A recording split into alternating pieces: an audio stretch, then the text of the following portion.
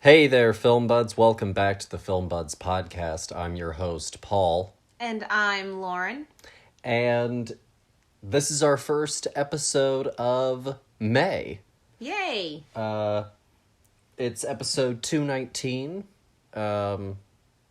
We just finished up, of course, if you're new to the show or that sort of thing. Every month we sort of do a theme on the Film Buds podcast. We don't just go and cover whatever. We try and keep it all underneath a certain umbrella. And so last month we were doing just April holidays at large. And it was a lot of fun. It was a lot of different stuff. We ended strong with a double header of guests with Madeline and Nick Delgadillo, friends of the show, joining us for Arbor Day. Yes, very important. The most important holiday in April. The glamorous holiday of Arbor Day. Fantastic. Can't stop talking about it. It's the rave about town. Everyone is talking about what they were doing on Arbor Day. That's right. So it was a good episode. That was last week's episode.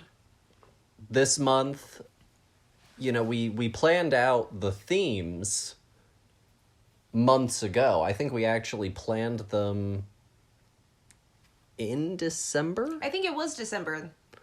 And it was a real process. We sat down with a calendar. Yes, because I had gotten a calendar for Christmas from my parents, because it's something that I would get as a stocking stuffer every year, is just a new calendar for the next year.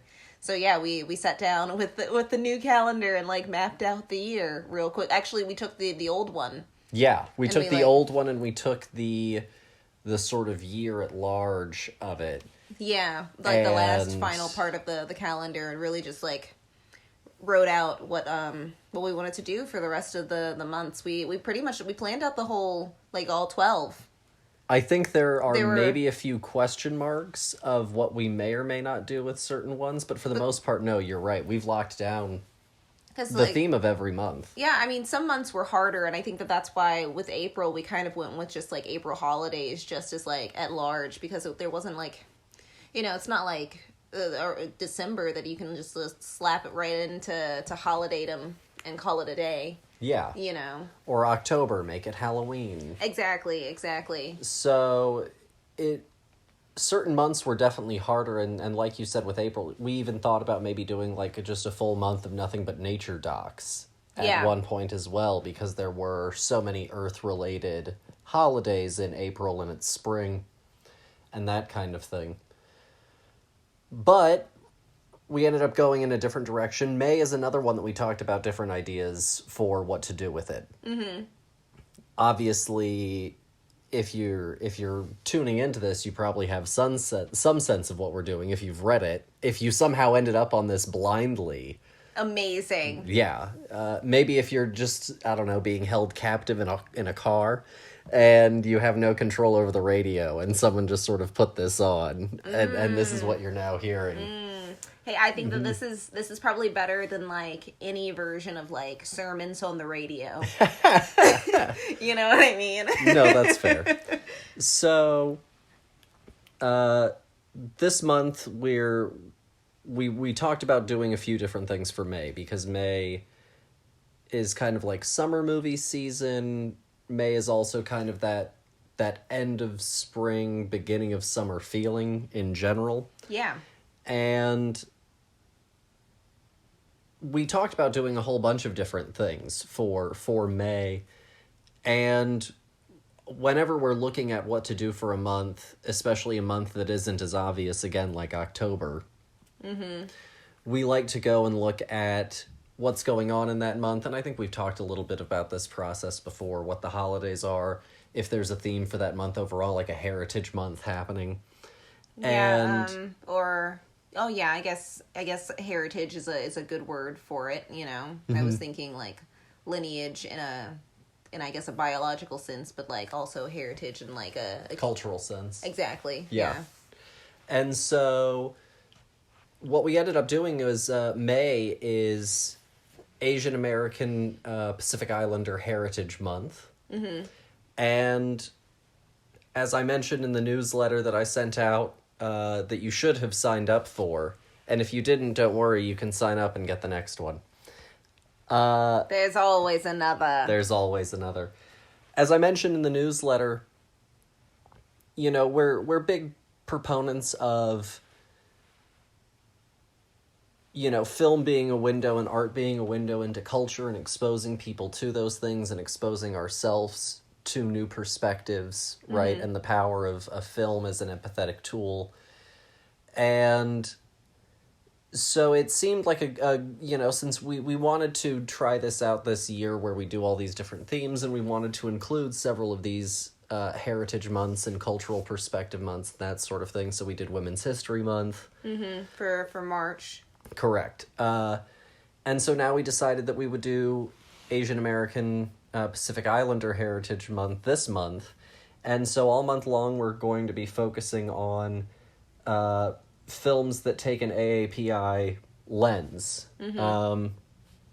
And we're kind of going across a few different ideas and styles and textures and decades. Right now we're starting with sort of like one of the most, if not the first hugely iconic, on an international level, Asian film star, Bruce Lee.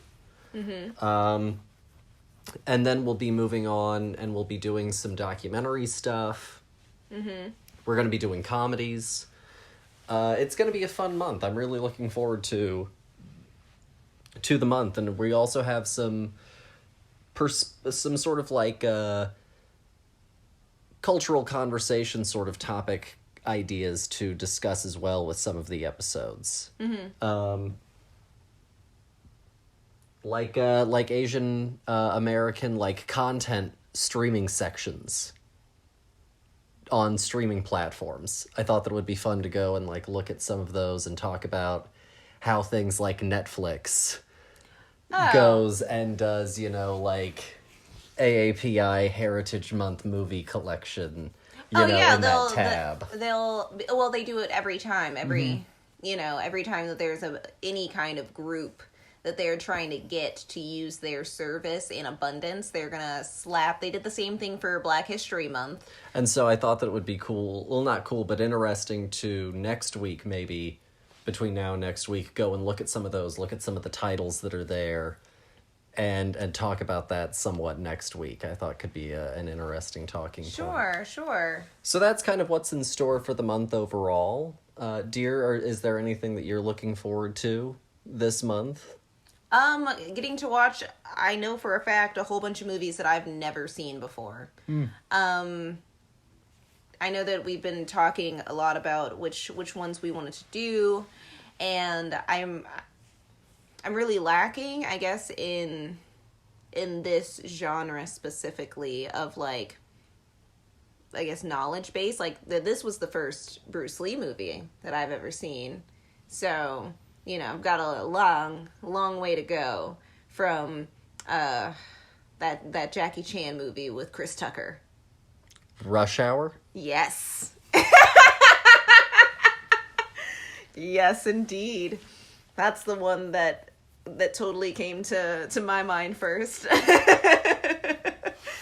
No, and that's also, I think, the fun of this, and we talked about this as well, is that, you know, I am a once upon a time, long ago now, teacher, and I love learning and I love sharing information, so some of this is also a process by which I get to go and travel down avenues that I'm curious about learning more about. So that way I can then go and talk to you people about it. You people. Well, really, you just get to hear me ramble, because you people don't send me questions, but we'll talk about that at the end of the show. So... Wow. But I thought that it would be fun to start this episode with also a little bit of context about AAPI as a sort of label, what all it entails, and also sort of the history also of Asian Americans, and how they came to be, you know, such a collective part of American culture. Awesome. In very broad strokes. We're not going to go, like, too deep into it, and that's also not, you know, like, but it's gonna be fine. It's gonna be fine, guys. Just hang on tight, and it's gonna be fine. So, Asian American Pacific Islander incorporates a very diverse sect of the American population. 23 million Americans are AAPI. Okay, how many, I guess, Americans are there to put that into perspective? 329 million. Okay, and then so what was the number again? 23 million. Okay, cool. And they come from 50 specific ethnic backgrounds, 50 or more specific ethnic backgrounds that are spread across about 40 or more countries in the Pacific. Mm-hmm. And in parts of Asia.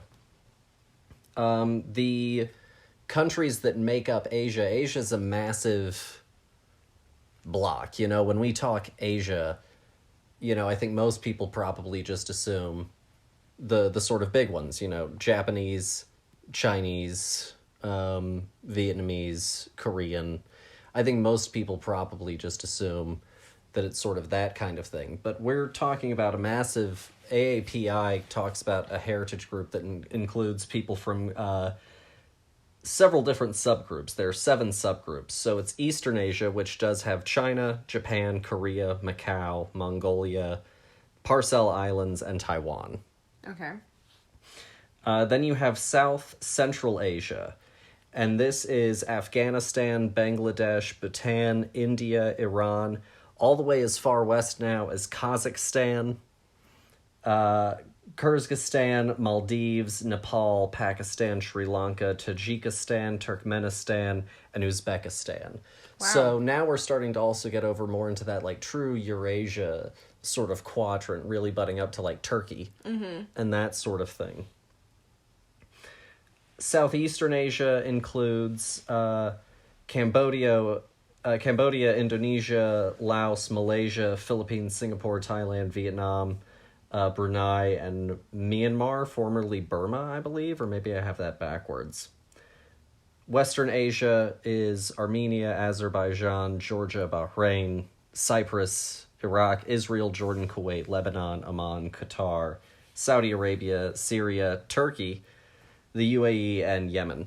So now we've traveled even just a little bit further west as well with some of these. So that's everything that's on this sort of like main connected landmass block that we consider Asia. Then you move into the actual Pacific Ocean, and that's when you get into the Pacific Island part of the culture, right? Because it's Asian American and Pacific Islands. And so once you get into that, they're broken up into the 3 sort of groups of islands, which are Melanesia, Micronesia, and Polynesia. Polynesia is where New Zealand, Hawaii, that sort of thing are located, or those sorts of places are located. Micronesia includes Guam,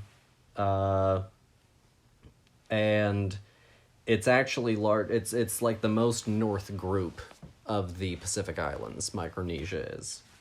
And then Melanesia includes New Guinea, Fiji, that sort of thing. Okay. Yeah. A majority of the AAPI population in the U.S. is comprised of people of Chinese, Filipino, Indian, Japanese, Korean, and Vietnamese descent. Okay. So that's a little bit of background in just sort of what terminology and what sort of group of people it is that we're talking about. Mm-hmm. It's a huge umbrella. Yeah. You know, it's I mean, it's just like saying African, like that's a huge umbrella, you know? So we're talking about a very, very diverse group of cultures across a pretty massive expanse of space. So for some background on Asians and how they came to America and that sort of thing, obviously Asians were coming to America for a very long period of time, but there are specific points in history where there was an uptick.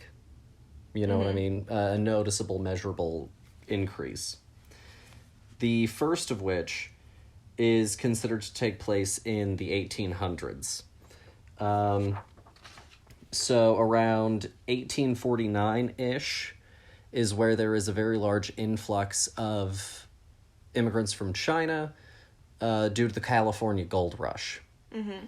Because, right, America is now, I was thinking about it when I was looking some of this up, America is now all the way over there, so it's not some sort of, like, trip around all of Asia into Europe to then come around to America. You know, now America's right there at California. Yes. So it's also now just, in terms of, like, what it means to come to America, it's now also just by the mid-1800s a much shorter journey. Well, yeah, because it's not just New York anymore, or, you know, the port cities. Yeah. And so they start to arrive in, and it has one of the classic kickback issues of there's a lot of xenophobia associated with it. Mm-hmm. So by 1875, there's an act created called the Page Act. Mm-hmm. And it's meant to ban the recruitment or transporting of labor for mines or for prostitution that's like involuntary or that sort of thing. But really what's ending up happening is it's just sort of like a immigrant exclusion act. Mm-hmm. Because then they're stopping anyone, interviewing them, trying to determine whether they're, you know, here correctly or not. It's a stop and frisk. Yeah, kind of a thing. Gotcha. And they're rejecting a lot of people, and what ends up happening is it's pretty much stopping all women from coming over into America. Because what is the, you know, at least the men can work. Mm-hmm. What is your good here? Yeah, I get that. And so it's essentially just an anti-immigrant law. Mm-hmm. 1882, there's continued, of course, anti-Asian sentiment, especially at Chinese people, and there is literally the Chinese Exclusion Act, banning all Chinese immigrants from entry. It's a baldly anti-Asian bill, but it's extended every 10 years until 1943. Delightful. And part of the thing that changes it is the want for the Asian immigrant labor force, but a growing anti-Japanese sentiment. Mm. So, that's a little bit of a background there. In March of 1885, the California Supreme Court rules that all children are entitled to an education due to an Asian American child. I think that her parents were Chinese, being unallowed to go to school, and her family suing, and that going all the way to the California State Supreme Court. Wow, nice. Mm-hmm. The case is Tape versus Hurley, and so it guaranteed in California, you know, it created the precedent that all children are entitled to an education. Then in terms of continued not great news and very upsetting violent sort of history, so content warning on that. In 1885 and 1887, there are two different massacres that are both targeted at Asian communities. Mm-hmm. And the first one is at Rock Springs. It's a mining community. The town is attacked and sort of raided, essentially, that results in 28 deaths and 15 injuries. The federal troops end up actually bringing all of the people back to the mining community, and Congress actually paid for the property losses. Congress paid money for something? Mm-hmm, but it was probably like a pittance of what it should have been, you know what I mean? But still, well, yeah. To your point, yes. Amazing. Fascinating. The next one was Hell's Canyon, which, like I said, was 2 years later. 37 end up being dead, but none of the perpetrators are brought to justice, even though 3 of them end up standing trial. That sounds correct. That sounds correct of American history. 1910, there is another wave of Asian immigrants that start to sort of uptick. And a lot of what ends up happening on the West Coast is there's an echo sort of Ellis Island. And a lot of what ends up happening, if you really look at like American history, there's sort of if it happens on the East Coast, the West Coast does it kind of on a certain level. Mm-hmm. And so like they had Ellis Island. California ends up getting what's called Angel Island in the San Francisco Bay.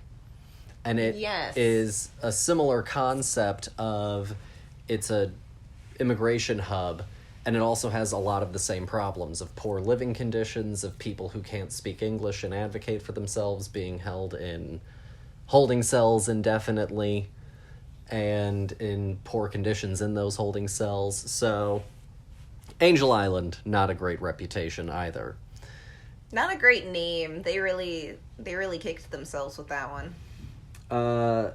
Apparently from 1910 to 1940, when they closed Angel Island, 200,000 Chinese and Japanese immigrants came through Angel Island during that 30-year window.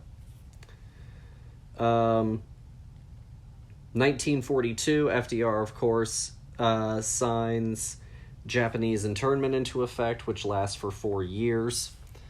Over 100,000 people are interned. And of that group, about 2/3 of them are American-born. Oh, gosh. October 1965, Lyndon Johnson signs the Immigration and Nationality Act, also known as the Hart-Celler Act, which ends all policies based on ethnicity, race, and quotas, resulting in a large population influx. Immigration policies, I should specify, based on ethnicity, race, and quotas. And so then in 65, there's another large flux in the population. Interesting. This is, again, a very, very broad brush, and it doesn't include our relationship to Hawaii or certain other things, but this is, again, just sort of a very broad strokes history of the whole thing. For a little bit of background on AAPI Heritage Month as a concept overall, it was actually began as an idea in the 70s by a woman named Jeannie Zhu, and she was an OCA Asian Pacific American Advocate member, and she worked as a staffer in Congress. Okay. And so she brought this idea to a representative staff member's attention, Representative Frank Horton, and so he brought it forward in 1977 along with Norman Mineta, and then Senators Daniel Inouye and Spark Matsunaga put forth legislation designating the first 10 days of May as Asian Pacific Heritage Week. Okay. And so it was signed into law in October of 78, and so the first Asian Pacific Heritage Week was held May 1979. Gotcha. Okay. May is chosen because of two specific things in regards to Asian American heritage and the month of May. The first one is that back in 1843, a 13-year-old or 14-year-old young man named Manjiro ends up getting adopted by a naval captain. And he becomes like the first Asian immigrant on like any official documented record is this kid. The other reason that they did it is because May is when the Transcontinental Railroad was completed back in the 1800s. 1869 to be exact. And so since so much Chinese labor and Asian labor was involved in the construction of the railroad that was completed in May, they picked May as the month. Like I said, the first one was held in 79. In 1990, H.W. is the president that signed the legislation that took it from a week to a month. Wow, did not know that H.W. did that. Mm-hmm. And in 2009, it was Obama that signed Proclamation 8369 that officially designated it as Asian American and Pacific Islander Heritage Month. Gotcha. So that's a little bit of backstory on the holiday. And then lastly, before we jump into the whole meat of this thing, I did have some famous Asian American Pacific Islander people to real quickly share with y'all. Through history? Mm-hmm. Lovely. So some from history, some now. We've got Dalip Sound, who was the first Asian and first Indian and first Sikh man to ever serve in Congress. He was the representative of California from 1957 until 1963. Wow. We've got Hiram Fong, who was the first Asian senator and first senator of Hawaii in 1959. He is a child of Chinese immigrants, and he served in Congress until 1977. He is the only Republican senator to have ever served in Hawaii. Huh. And then there is Lili Ukulani, the last queen of Hawaii, who was born in 1838. She took power after her brother passed away in 1891, and right at her taking over is essentially when the U.S. decided that it wanted to undermine Hawaii and annex it to annex, like, the sugar industry, essentially. Mm-hmm.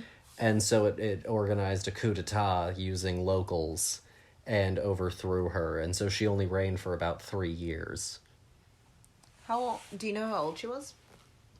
Let's see, she was born in 1938, she was on the throne in 1991, so she was in her... 50s? Yeah, her 50s.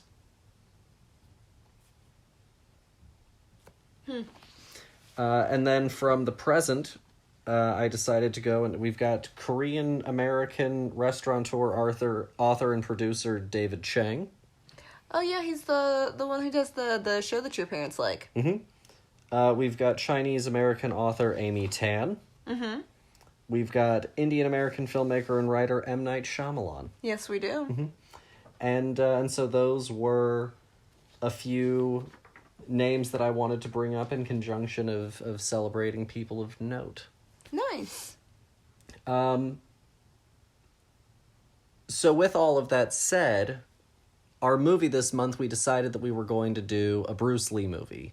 If we're doing Asian American sort of heritage, we wanted to go and look back historically, and the problem when you start to look back historically is that most of American Hollywood cinema is very white. What? I know, it's shocking. And so we were looking at it, and we had this idea of what about doing one of the movies of, you know, like the first really big international Asian film star. And so we started looking at the idea, and we decided that we would go and we would do a Bruce Lee movie. Mm-hmm. And we did Way of the Dragon. So I guess without any further ado, I should go ahead and jump into it. Bruce Lee, of course, he was actually born in San Francisco, but he grew up in China. He grew up in Hong Kong for most of his life. And he was a child actor. Really? Yeah. He was a child actor. He was in several films growing up, and he began to study martial arts at the age of 13. Wow. Man, I could have been amazing if I had stuck with it than Bruce Lee was. At 18, he moved to America and settled in Seattle. He continued to attend university. He also became a martial arts instructor and eventually opened up his own school. He got married in 1964 and had 2 children, Brandon and Shannon, and they relocated to LA. In 1966, he gets discovered because he's now, in the LA area, and he is teaching some famous people as well. Mm-hmm. And so he gets discovered, and he's put in the Green Hornet, which only lasts for one season. Yes, he's, Kato. Yes. And, you know, he has some other roles, but he is still also having to teach as well. He creates his own form of martial arts called Jeet Kune Do. Some of his clients have included, or some of his students include people like Chuck Norris and several other famous LA types. I love that, because isn't he in this one? Mm-hmm. Perfect. It's his film debut. Oh my gosh. And so he continues to work, but it's not necessarily going the way that he wants to. He goes and he continues to also make some films in Hong Kong. And he ends up in a 3-picture deal with a company called Golden Harvest, where he makes The Big Boss, Fist of Fury, and The Way of the Dragon. And they're massive, massive hits. You know, they really blow open the door for martial arts cinema. Mm-hmm. They blow open Bruce Lee as like a star because they've got small budgets, but they make huge money. And it really starts to change a whole bunch of things, and because of his whole success and everything, they actually end up brokering a deal where there's going to be a co-financed movie between a U.S. studio and a Hong Kong studio. And it's going to be Warner Brothers and Golden Harvest, as well as Bruce Lee's studio, Concord Pictures. And that movie would end up being Enter the Dragon, which he died before it was released. He finished making the film, but then he ended up dying. His death is a little bit complicated. It's written off as an allergy, well, not written off, but it's written down as an allergy to the medication that he took. He took like a pain med of some kind. But there's also some speculation that his brain might have been swollen at the time from heat and dehydration, because he was apparently having some some seizure issues around that time. Interesting. So, yeah, he died at the age of 32. Wow, I didn't know that he was that young. Mm-hmm. July 20th, 1973. Wow. Yeah.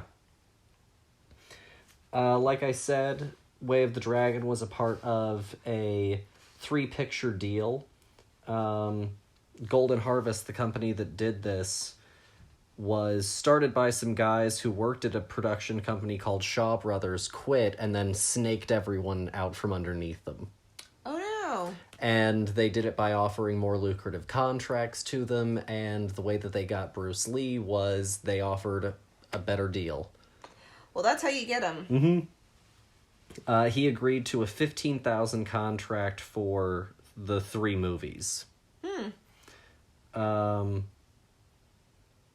And he made all of them. They were massive, massive hits. This one he directed. He wrote, he directed it. He was the stunt coordinator for it. And he even played some percussion on the soundtrack for it. Oh my gosh, wow. And so it was a whole big deal, and it had a budget of $130,000 and it grossed $130 million. Woo! Yeah. Buddy. So The Way of the Dragon was released August 14th, 1972. Mm-hmm. It is written and directed, as I said, by Bruce Lee. It stars John T. Ben, Fu Xin Chen, Ti Xin, Chung Shin Huang, Bruce Lee, of course, Tony Liu, Nor Miao, Chuck Norris, Little Unicorn. Who? Little Unicorn. And Robert Wall. And our plot is a man visits his relatives at their restaurant in Italy and has to help them defend against a brutal gangster harassing them. And so that is The Way of the Dragon. That's a little bit of history and background. Dear, you mentioned that this was your first Bruce Lee movie. What did you think of it? What did you think of Bruce Lee? Okay, I really enjoyed this movie a lot. I think that he's a phenomenal martial artist, and I really enjoyed how theatrical and like very campy the whole movie is. And like they're taking it seriously, but they're also like doing it for the back row, you know, very much. And I really enjoyed, I don't know why I wasn't expecting it to be completely dubbed. I was expecting subtitles. I had prepared for it mentally, physically, and emotionally to sit there and read a movie, and I was like very pleasantly surprised that it wasn't, but then I was very distracted by how much the mouths didn't match. Which now I know where movies like Kung Fu Hustle are like getting the jokes from. You know what I mean? No, yeah, for sure. But I enjoyed the ride. It feels very 70s, but it's a lot of fun. And it's amazing what you can do with like, you know, not a lot of money and, you know, just a bunch of people around, and you're like, all right, here's the script. Let's do this thing. Like it doesn't feel, I guess, very like we needed to have movie stars here. No. But like, that's also the 70s. We don't need to have movie stars to make a good movie. This movie made millions of dollars. Fantastic. Well, and there are, you mentioned some things about it that are very much of the time period when you're looking at also like the filmmaking techniques of it. It's dubbed. Part of that is because like back in the 70s, they were doing a lot of international shoots, but the way that you kept your costs down by shooting all over the world was you said, what do I absolutely need to take with me to shoot a movie? I need the actors, I need the cameras, I need the lights. I can do because, you know, we did movies, we shot movies silently for years before. We can do it again, and then everything else would be piped in post. Mm-hmm. You know, that's how spaghetti westerns were done. No, yeah. And so I think that that's what you're ending up seeing here, is that it's this Hong Kong production. It's a budget of $130,000, and they were like, okay, now go and shoot in Rome. honestly, and I know that we had talked about this a little bit earlier in the week, but I very much enjoyed that they were just in Rome, but it wasn't like a big deal. Yeah. You know, like they went sightseeing, but it was kind of like just watching a movie where the setting was New York for the 50th time. You were like, you know, there's only so many times that you can see the Empire State Building on a movie and go, wow. And like they were really just kind of like, yeah, it's super casual here, like look at us sightsee, but like that's not the point of this movie. The point of this movie is that this guy is going to kick some ass and save this restaurant, and he didn't even come here to do this, but he really wanted to. Like the entire movie, this man was like flexing and kicking and things and like random moments. Like you knew that he was like, any moment somebody's gonna ask me, do I do martial arts? And I'm gonna tell them, what? Hell yeah, I do. No, he definitely, you know, he's one of those characters that's definitely. Yeah, there's a little bit of a cockiness, not much, but there's a little bit of a cockiness that underlies some of the character in The Way of the Dragon. So you had mentioned that this was your first one. Obviously, though, you were aware of like who Bruce Lee was before this. Yeah. So I guess, out of all of your knowledge of like what you had of Bruce Lee before you saw this, what did this how did this measure to sort of, I guess, what the pop culture version of Bruce Lee was I that you had in think your that brain? I think that he's funnier than I was expecting him to be. I thought it was going to be like a really serious, like dramatic thing, kind of like Sword of Doom or something, you know, like very like somber, like we're serious. This guy's going to go insane, kind of thing. But it was like it's. I would consider this like it's like a comedy, you know. It's almost farcical in points where like people are like falling all over themselves and stuff because nobody else can fight but him, and so it's just like a bunch of people like throwing themselves at Bruce Lee, which is horrifying to think about, you know, in real life. But honestly, other than that, I thought that it was exactly what I was expecting. I think even better than I was expecting. When it comes to the martial arts itself, it's amazing. It's effortless and it's powerful, and that one scene where he's just like standing around and like flexing and doing all this crazy stuff. I was like, this is insanity. You know, you're so small, but then like there's so much power in it. I understand where a lot of like kind of like superhero aesthetic came from. It's amazing what your body can do, and this is real. And that's the thing that's also just like so cool about it. Is like this man is doing this right here, right now, in camera. It's fantastic. I think that I was more impressed with the actual Bruce Lee than I was with the real life James Dean. Oh, okay.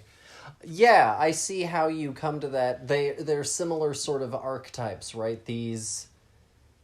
These uber icons of their time that died too young, right when it was getting good. Yeah, and everybody thinks about them and their career so nostalgically and so lovingly. Mm-hmm. And like it's you don't know who they are. You haven't seen a James Dean movie? What, are you crazy? Yeah, it's like that. Whereas like I think that this deserves all of the praise and that he got in his career and the legacy that this has created for him and his family and his, you know. And I just, of course, this is unstoppable. Whereas like I was pretty like, oh, okay, this is James Dean, you say. You know, like once I heard his voice, it was just kind of weird, you know, seeing the picture move, because it was always just like some dude that people would put on a poster. You know, that's James Dean. Yeah. No, I see what you're at with that. So I have this box set that I got years ago that has The Big Boss, Fist of Fury, The Way of the Dragon, Game of Death, and Game of Death 2. And I watched these movies like years ago. I got this thing a long time ago. I watched these like a really long time ago. And I really dug them. You know, I thought that they were awesome. I grew up, you know, as a kid, I grew up watching a lot of Jackie Chan movies and stuff, because he was, in the 90s growing up, you were either like a Jet Li kid or you were a Jackie Chan kid. Jackie Chan all the way, man. Jackie Chan for the win. Maybe it was more of a thing amongst, like, I don't know, like boys in the 90s or something, but like... I mean, maybe, but it was always Jackie. And so, I always liked Jackie Chan, so I grew up, you know, and I grew up, like, watching Shanghai Noon and Shanghai Nights and the Rush Hour movies, the Jackie Chan Adventure cartoon. Love that show. So, going back and seeing, you know, where this originated from, because I mean, this is the guy that really blew open this genre for the world. No one had seen anything at all like this before. Yeah. No one had seen it. I mean, you look back at what an action movie was before Bruce Lee. Were we talking about like John Wayne? Yeah, we're talking about, and not even that really, because at least that you've got at least some of the thrillingness of watching some real people do crazy shit on horses. You've got like, no offense, you've got like Sean Connery doing like a throw of someone in like, you know, the Bond movie or something. Yeah. So you've got some of Dr. No sort of era. So when you look at action movies before Bruce Lee and you look at action movies after Bruce Lee, I think that there's undeniably almost immediately a cultural ripple of people feeling like they need to make it as cool, make it as real, make it as intense, because he was just doing incredible stuff. I mean, No, he's yeah. lightning quick. It's effortless. It's amazing. It's literally like, how I imagine animes looking in real life. It's otherworldly. There's truly nothing like it, and the amount of work that he put in to do that is just mind-boggling. And I think, you were talking earlier on about playing it to the back row. Mm-hmm. He also had a very profound philosophy of wanting to make sure everything was visually clear and visible and looked good. Well, I think that's also kind of going back to the whole it's going to be dubbed into English kind of thing.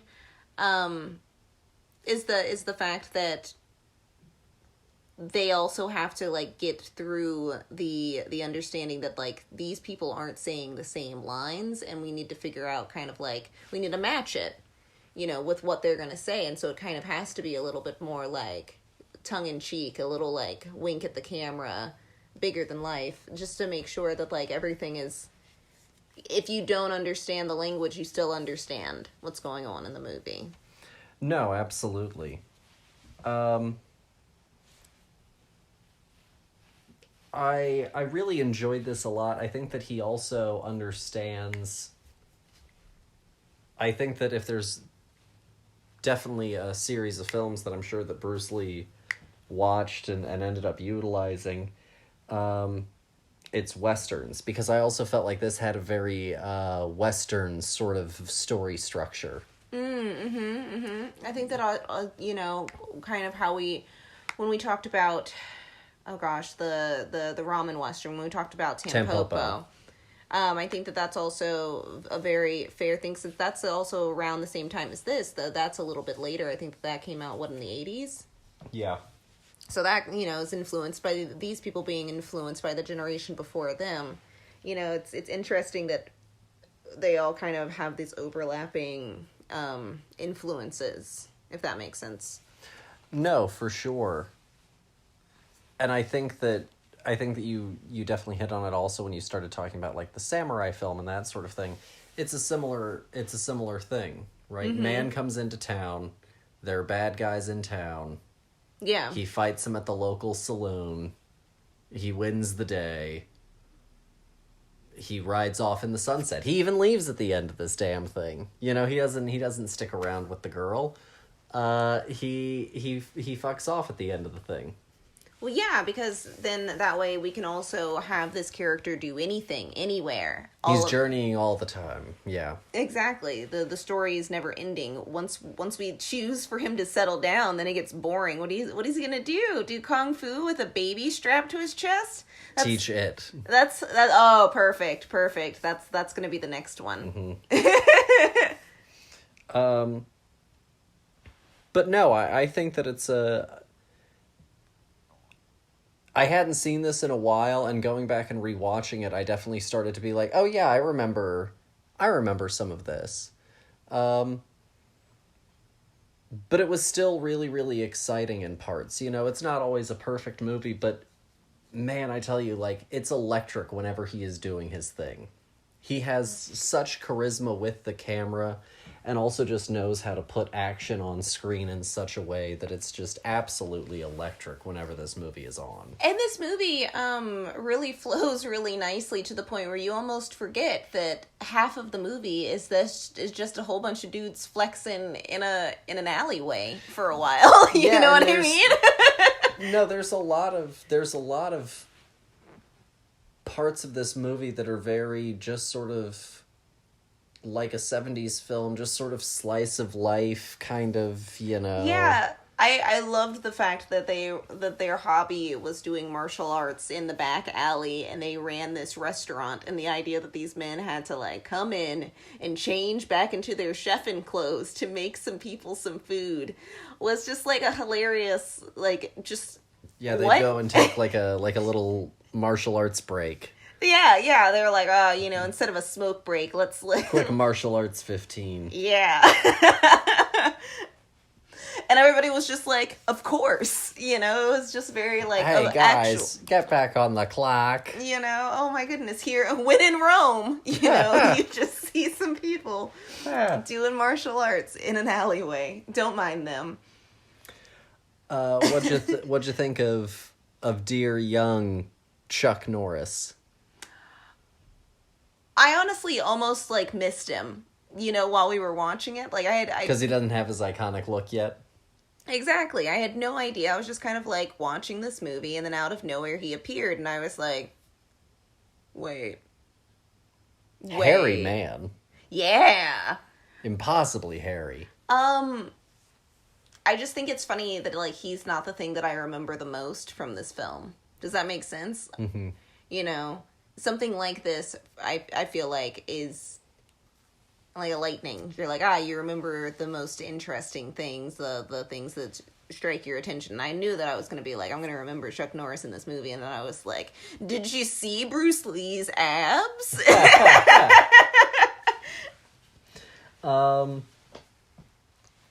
So I think there's also a good question when it comes with Bruce Lee. What's your opinion on the extreme sort of stunt actor, these actors that go and are able to do all of these kinds of incredible things? Do you have an opinion on like the Bruce Lees, the Jackie Chans, the Jet Lees to a certain extent, more when he first started his career, like Jason Statham? I think you could make an argument for Tom Cruise now. Oh yeah, the man's a maniac. My opinion of it? Do you have any sort of opinion on them, on the practice? I guess... Do you think that it's good? Do you wish more actors were this equipped? Yes and no, I guess. It really depends on the person, on the job. I think that there are good ways of doing this, and I think that there are bad ways and unhealthy ways to do this. I've never been upset with the way that Jackie works. I think that his attention to detail, him wanting to make sure that he can get it perfect in shot. I think that takes a lot of work and a lot of focus. And like, of course, doing what he does, he's probably going to get hurt some of the time, but like he's really honed this thing down to like a science, like an art. And that has to be applauded. It's a lot of skill. It's mentally and physically, but then there are also ways of going too far and putting not only yourself in danger but also other people in danger.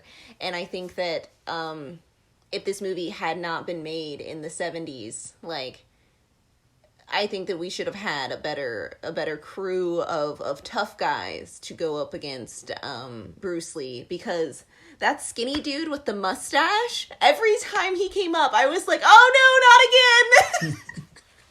You're gonna break poor Linguini. Like, it was so horrible. And like, because I know for a fact that Bruce Lee is not holding back. He's not pulling anything. And so like, these guys are like legitimately like, probably pulling back as much as he can. But like, also he's going so fast. These shit happens. They're gonna get hit and they're gonna get hurt. Yeah. And I felt so bad for the stunt people in this movie. Having to go up against somebody like Bruce Lee, who I know in this case was going all in. Yeah. That's the only way to do something like that. Well, and that's the only way, going all in, that's really the only way to do any of this kind of stuff. Yeah, you have to throw yourself into it. The moment that you really start to overly tense up or get nervous. That's the moment you get hurt. Yeah, that's the moment typically. And like, a little bit of fear is a good thing, but you've got to commit at a certain point. You've just got to whole hog it and be like, I can do it. I'm going to do it. No, honestly, you just, it's all about, again, it's all about mindset, because it is mind over matter. You have to tell your body that it's going to do something insane. And it needs to be fine with it. You are going to throw yourself at this wall and try and climb up it to a pole and do a flip. That's it. And then you're going to land on your feet. And then you're all going to do that all in one take. You're going to fall 20 feet, you're going to do a tuck over, and you're going to land in these boxes and pads, and it's going to be fine. But you've got to do it now. You're going to jump now. Yeah, go. Push. Yeah. So again, I guess my opinion about the practice is touch and go. I think that what stunt people do is an amazingly misunderstood and misrepresented group of people. I think that because we're so focused on the star that we're not realizing that a real person is putting their body on the line for this job as well, and for the same product. But and that's what you gotta applaud, people like Bruce Lee who are their own stunt person. That's incredible. I think that Tom Cruise is insane, because I could never imagine myself doing anything like that, because that's just not who I am. But you still have to be incredibly impressed also by the sheer just magnificence of will in order to put yourself through such crazy shit all of the time. He was hanging out of a plane in one movie, absolutely, with a rope around his waist, and that was it.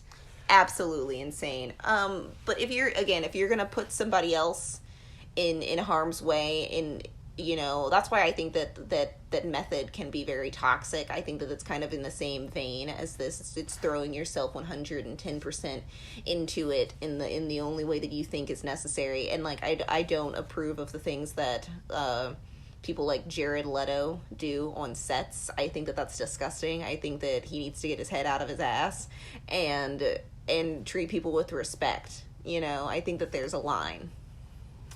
No, for sure. With something like what Bruce Lee does, and with stuff like Jackie Chan and these kinds of incredible stunt actor performer types, it's definitely something that I wish we had more of, or I guess I wish that maybe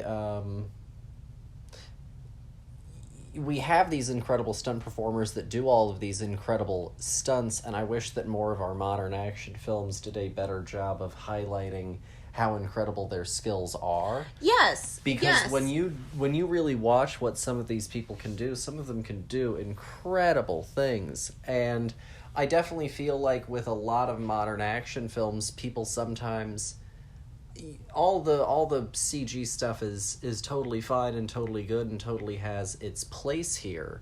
But when I go back and look at all of my favorite action beats from movies of multiple sizes and scales, most of the ones that really come to my mind almost immediately involve people. Yeah. And most of them involve people who trained hard, worked hard, and either knew the choreo so well that it looked like they knew that they were doing what they were doing, mm-hmm. or they had stunt teams that were good enough and they knew how to shoot it well enough that no one noticed it, or they did things like trained Bob Odenkirk for a year so that he could really do some of that stuff. No, yeah, and the stuff that they did for the Lord of the Rings and the Hobbit movies, where they put these people, in boot camp for a little bit, in training, to walk like their character, to talk like to fight like their characters. It was really this all intensive thing, and I think that at the end of the day, that's all a part of the work of acting. Doing the whole thing 100%, putting yourself into any kind of mental or physical conditions in a healthy way in order to feel more authentic when you're playing this character. It's also just as much as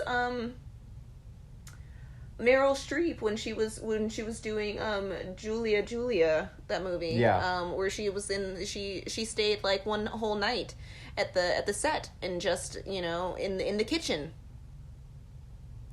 opening and closing cabinets, moving things around, trying to figure out where everything was, so that way once the cameras were rolling, it was effortless. This was where she lived. This was her house. Yeah. And I think that, this is just, I think that stunt people do not get, I think that we should have, the next Jackie Chan by now. Like, why don't I have a name of somebody who's doing something like this? The next generation's version of this, whomever they are, whether or not they are, of Asian or Pacific Island descent, anybody, because this is incredible, Yeah. This is incredible, and I know that there are people out there who are doing this right now and are not getting the recognition. Nobody knows their names. No, absolutely. And part of the truth is there probably are people literally working today right now in movies that if I go and look for them, I could find incredible martial artists and incredible stunt performers doing that level of performance in a movie. Part of the benefit, part of the blessing and the curse of our current market of a film and television is that you have so much of it. Mm-hmm. Mm-hmm. You have so much choice, you have so much diversity, and that's great because that also means that a lot of people are getting opportunities to make shows and movies, to fill these platforms, to fill this airwave space, to put all of this stuff out there. But the issue then is also that it's so hyper niche and so hyper fractured also at a certain point that there are at times sort of, I feel like, whiteouts of sound of like if something doesn't break through, it goes forgotten. And unless I don't go hunting for it specifically, I'm never going to just find it. It's like being on a road trip and zoning out as you look out the window, and then all the trees just become one big green blur. You can't see any individual trees anymore. Unless something strikes your attention, you're not gonna, like, really get out of this haze. And yeah, I get it, also on a certain level, like, oh, boo-hoo, you have to engage. But, like, I do wish that some major studio here in America was elevating some kind of talent right now that was this incredible, or as incredible, as Jackie Chan was back in his day, or Bruce Lee was, or Tony Jaa, for like a little bit more modern of an example than just Jackie Chan. No, so I see where you're at, and also as far as going back to the discussion of it with like method acting, I think you're pretty right on. I think that it's about what the job demands. Mm-hmm. Some jobs you need to believably be able to hold a gun. Some job you need to be able to speak Na'vi. Mm-hmm. Some jobs you need to be able to know that kitchen forwards and backwards. Exactly. It's about being prepared realistically for what you're expected to do. To be so, you've done this 100 times now to the point where, like, it's now naturalized. This is how you do this, instead of it feeling foreign, because at the end of the day, that's going to read through the camera. Yeah. I'm going to be able to tell that you've never held that gun before, that this language is still hard for your English tongue to say, that you do keep bumping your hip on that side of that counter. You have to put it in, or else we as the audience can't go on the ride with you. Yeah. So if you had to rate the Way of the Dragon out of 5, what would you rate it? I'm gonna give this movie a 4.5. I think that the action is kicking. I really enjoyed the just like random storyline of this shop. I had no idea where this movie was going for a lot of it. I really enjoyed the opening that kind of had like a mime aesthetic of like him just kind of walking around until he finally found somebody that he could communicate with. I thought that was like really, really interesting. But I also have to, I needed a better bad guy crew. I needed it so bad. It was so sad to watch these just dudes just walk up and like genuinely look scared to get hit by to get hit by Bruce Lee. Like it made me so sad to watch it. Those poor children. But I thought that this movie was great. Just a fun, colorful blast of like a roller coaster ride to go down. And honestly, after watching it, like I'm stoked to watch more of them. I want to go down through all of the mini movies of Bruce eventually. Well, maybe we'll get the Criterion. Ooh, that sounds nice. I'll give it a 4. Okay. I think that it's a lot of fun. I agree. I think it is a real hoot. I think Bruce Lee just has incredible chemistry. Yeah, the camera loves him. And he knows how to be a performer, to your point. Not just of the body, but of the face. Mm-hmm. You know, he knows how to pull a funny face, and he knows how to just be subtly seething with anger. Like, he's a really great all-around performer. And I really, really, really enjoyed going down this road again and rewatching it. And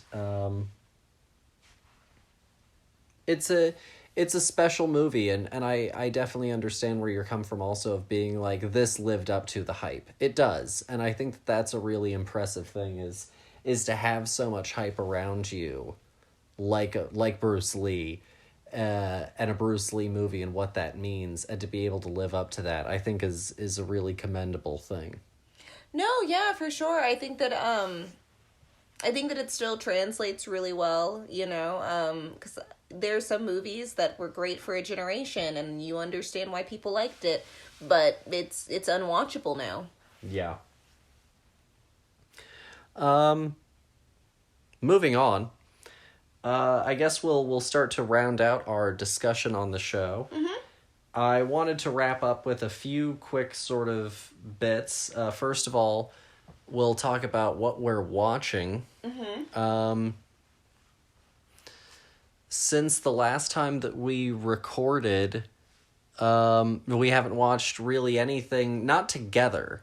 No. I've been watching some Star Wars stuff, but I'll talk a little bit more about that later. You've been watching... Did you finish it? No, I still haven't finished 42. I've been watching 42 in my lull periods at work. This movie is like, I don't know, 2 hours and more than 2 hours long. But I've been really enjoying it. I think that Chadwick Boseman is such a phenomenal actor, and we truly have lost an icon too soon. He does a phenomenal job in this movie playing Jackie Robinson. If you've never watched it before, 42 is his number for the Brooklyn Dodgers. And it's just a phenomenal movie. I think that everybody does a great job. I can't wait to, I guess, see how it ends. I feel like I've seen this movie before, but it's been so long since the last watch that it's a nice fresh rewatch of it. There's some fun faces that I recognize from random various things, because we watch way too many things in it that I wasn't expecting to see, which was nice, because this movie is older than the things that I'm watching now of them, so it's like going back in time and seeing like a younger version of them. It's fun. No, I definitely understand where you're coming from, of like catching a lot of someone more recently and then going back and seeing some of their earlier work. It's always interesting. I haven't, like I said, I've been watching some Star Wars stuff, but I'm holding off on that. Beyond that, I haven't really watched terribly much in a little while. I watched 30 Days of Night. I can't remember if I talked about that one of the times that we recorded recently. I've been replaying Red Dead 2 again. When it's perfect, you know, I mean, You do love it. it's an incredible game. It really is. It's breathtaking, and every time I play it, I'm always redrawn into that world, into Arthur's story. And this time, like, today I was also kind of like really trying to sit down and like enjoy it and really soak it up, and because, you know, sometimes when you play a game a lot, you can kind of, like, start to go sort of tone deaf to certain aspects of it. You start to zone out of certain conversations and that sort of thing. No, yeah. And so I was really trying to be deep into it today when I was playing some of it, and like I really sat down and like read one of the letters that I picked up off of someone, and like I was really having a good time with it. Because you were alone, you could just take it as nice and slow as you wanted to. You don't have to rush to the action to keep me quote unquote entertained. And just to keep the story tight. Yeah, no. Well, the thing is there's so much to do in the game that you can just like wander around and pretty much be completely off story for like days. Yeah. Real life human days. Beyond that, I did want to bring up some sort of media news and media discussion topics that I thought would be worth bringing up. There were new trailers out that I wanted to talk about. The first one is for the new Olivia Wilde directed horror thriller thing, Don't Worry, Darling. Yes. Starring Florence Pugh herself, of course, Olivia Wilde, Harry Styles. What did you think of the trailer for Don't Worry, Darling? I think that it looks very interesting, but also familiar. For me, currently, it feels very like Stepford Wives, like very perfect community filled with perfect people. Stepford Wives, Get Out type of exactly. stuff. But there's something twisted and dark controlling the whole thing, and it's not real, and or like The Matrix. Yeah, you know, perfect reality. Truman but it's, Show stuff. Exactly. Very within that vein. So I'm curious to see, I guess, how this movie switches it up.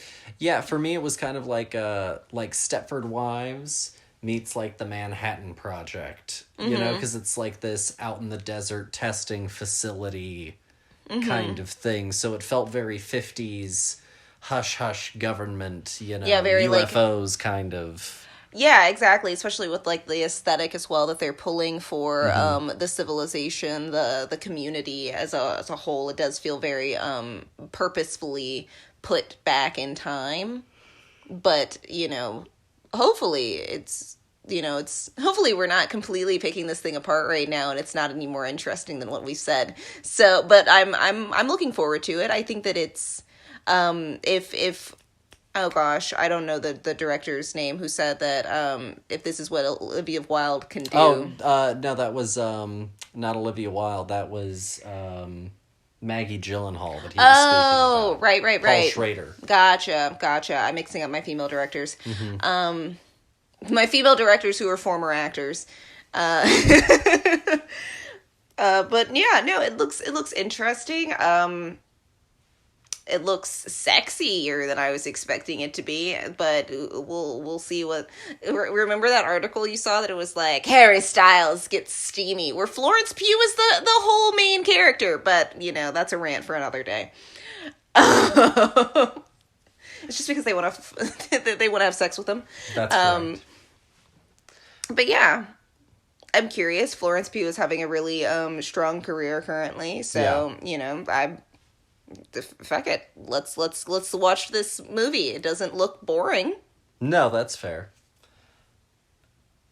The next trailer that I wanted to bring up was for the Roku original. Yeah, I'm not sure if you really noticed that. It's like a Roku movie. Oh my gosh, it's going to be the ones that are going to advertise on our TV? Yeah. Yeah. The Weird Al Yankovic story, starring Daniel Radcliffe as Weird Al. I'm super pumped for the movie. I thought that the trailer... I'm hoping that biopics are such a tough thing, because unless you do the standard formula tremendously well, or you find a way to do a biopic that doesn't follow the traditional rules of the formula, then you just end up with it's fine, biopic movie. And that's in many ways an even more unforgivable sin than being bad, is being just sort of, it was good. Well, because it didn't leave an impression at all. A bad movie will leave a nasty taste in your mouth, but if you didn't even notice it, like, it's almost like it didn't exist. And so, biopics, whether it's music, history, what have you, I'm super, super critical of. I'm super very nervous about all of them. Like, once a year, Disney released, for a little while, I'm not sure if they're still doing it, like some sort of biopic. You know, like the one where Chris Pine went and saved the dudes who were on that boat that was lost at sea. You know, it's like the equivalent of Greyhound for me. Of just, that was one of them. Then there was like the sports one that they did with John Hamm, $1 Million Arm, that was about getting the like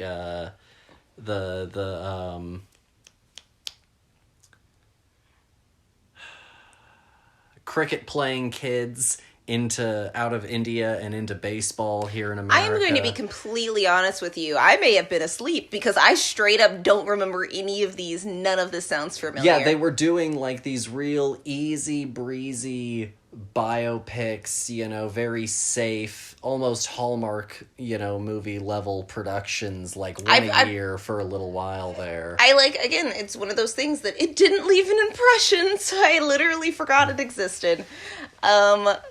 Damn. And sorry, so, Disney. You've got enough money. I think that weird looks weird. I think that it looks nuts. It doesn't look, based on this very limited trailer, you only get like 50 seconds of footage. It doesn't look like it's going to be anything traditional. Well, I mean, also, like, the subject matter entirely is just not traditional. I think that if you have I think that if you're making a movie off of Weird Al... Why are you going to go and do something normal? Exactly. Like, you absolutely can't. That defeats the whole purpose. Exactly. No, I think that the movie...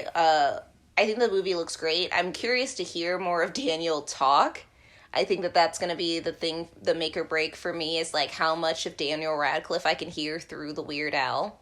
Does that make sense? I'm hoping that we actually get him to sing? Singing. I hope we do too. I'm hoping that the song in the trailer was it's just the trailer. We're just going to use Weird Al. I'm hoping that Daniel, because he can sing. He can sing. He was on Broadway. So I'm hoping that hoping that we can hear him sing. I really want the whole thing. I want performer Daniel right here and now. And not that he ever disappoints. And I'm not expecting him to. But like, this is such an iconic individual, and I think that this is probably the biggest thing away from Harry Potter that you can possibly get to, next to Equus. Yeah. Next up, there were two things that I wanted to bring up. First one was Sam Raimi's Spider-Man turned 20 this week. Oh, wow. The original Sam Raimi Spider-Man turned 20. Love that movie. It's an incredible movie, and I just wanted to give it that little bit of a shout out because it is like a real foundational movie for me. You know, like that's back when I was like 8 or 9, or 9 going on 10. Yeah. I was like, hold on, exactly 20 years. Yeah. So I was 9 going on 10, and that movie really meant like a lot to me, and that franchise meant a lot to me. I played like all the games that came out with the movies. Like I was really, really deep into it, and so it's always good to celebrate movies that you especially loved that had an impact on you, and that's definitely one. And so since it turned 20, I decided to give it a little shout out. The other thing is, it is currently, as we're recording, Star Wars Day. It is! It's May the 4th. Tomorrow's Revenge of the 5th. I'm on the outs lately with Star Wars a little bit. Just because I don't like what's currently happening with the brand. But I've been going back and rewatching all of them, because we've been playing the Skywalker Saga Lego game. Is it the Skywalker Saga? Is that what it's called? Mm-hmm. Okay. Lego Star Wars, the Skywalker Saga, yeah. Okay, cool. Gosh, I hate when things have subtitles. I never remember what they are. And so I've been going back through since we've been playing that, and I've been very slowly rewatching the movies. And so, like, I watched, and I do them, you know, chronologically. So I did 1 through 3. Then I watched the old, like, 2004-ish animated Clone Wars TV show by Genndy Tartakovsky. Then I did... Well, I mean, I did that between 2 and 3. Then I did Solo, then Rogue One. I haven't started the original trilogy yet. Okay. So I'm up to Rogue One. Copy. Rogue One has some of the most, like, breathtaking last 40 minutes of a Star Wars movie ever. The entire last Battle of Scarif is incredible. Overall, my opinion on Star Wars is, I think, this. It's going to kind of almost be, you know, we launch ourselves 100 years forward in time. I think that the original Star Wars movies, and maybe even some stuff like Rogue One and Solo, will stand still. Mm-hmm. I think... the rest of it will probably be lost to the sands of time. You know, like, I don't really think that most people, like, 150 years from now are gonna be like, you know what you need to watch to understand, this time period. You need to watch all 3 seasons of The Mandalorian, plus 2 seasons of the Book of Boba Fett, and all of the seasons of Ahsoka, but don't forget, before you watch that, you have to also watch the Clone Wars. I don't think that's happening. You're telling me that future people aren't going to put in the work for all of this stuff that people are making for money? And so I think that, like, the Star Wars movies, and going back and rewatching the movies, even the lesser movies like Solo, or like Attack of the Clones, which I consider lesser Star Wars movies, or Phantom Menace, there still is some sort of grandioseness to them. There is still something that is palpable and fun and interesting about them, and they are still sort of grounded together in a better way, I think, than all of this other stuff. And like with the MCU, I think that people will remember Iron Man through the first Avengers movie, and then maybe the Avengers sequels after those. Mm-hmm. But, like, do I think that everyone 150 years from now is going to be like, Iron Man all the way through to Endgame, let's go? I think that that's maybe a little bit more likely. But don't you dare forget about Phase 4. No. Because the future people are definitely going to pay attention to all of the nitty-gritty TV shows. That's right. That's right.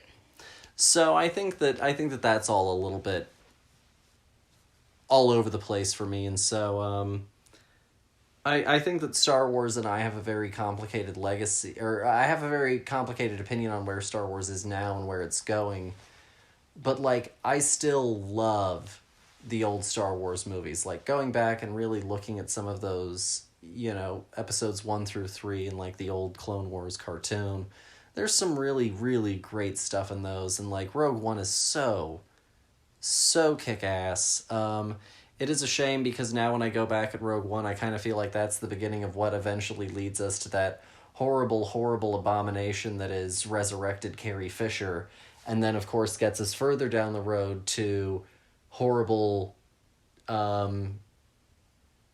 deep fake Mark Hamill in Mandalorian or Book of Boba Fett or whatever the hell it was. But, well, you know, only the good die young, so then they had to de-age them all. Mm-hmm, that's right. Because they had gotten old, and they can't be that. But that's pretty much all that I had in mind. It is also kind of summer movie season. The first weekend, I always considered the first weekend of May to kind of be when summer movie season starts. And actually, ironically enough, going back to Marvel, that's the weekend that Marvel used to use as like their flagship weekend. Like the first weekend in May, that's when you knew when it was a a big Marvel movie coming out, because that's when the Avengers movies came out and stuff like that. And so that's this weekend, and of course, guess what's coming out this weekend? A big Marvel thing? A Marvel movie. It's Doctor Strange, Multiverse of Madness. Well, look at us, almost like clockwork, and they think that they're over here tricking the system. Oh no, they've had them booked out for years. Like, they book out in advance. They just go and pick dates, and then they put films later, like, into spots. I mean, yeah, but that's also because it's a machine. Yeah. But that's, like I said, pretty much all that I had. For y'all, go and, of course, check out last week's episode on Arbor Day, like I mentioned earlier on. You can follow us on Instagram and Twitter and Facebook. I'll link all of those socials down below. You can contribute to us on Patreon. We've got special bonus episodes on Bandcamp. You can email us. I brought this back around. You did. You can email us questions, comments, concerns, ideas. Anything you want. Maybe, not anything graphically nude or violent, but everything that is appropriate for children. Send it our way. We're happy to take all sorts of feedback.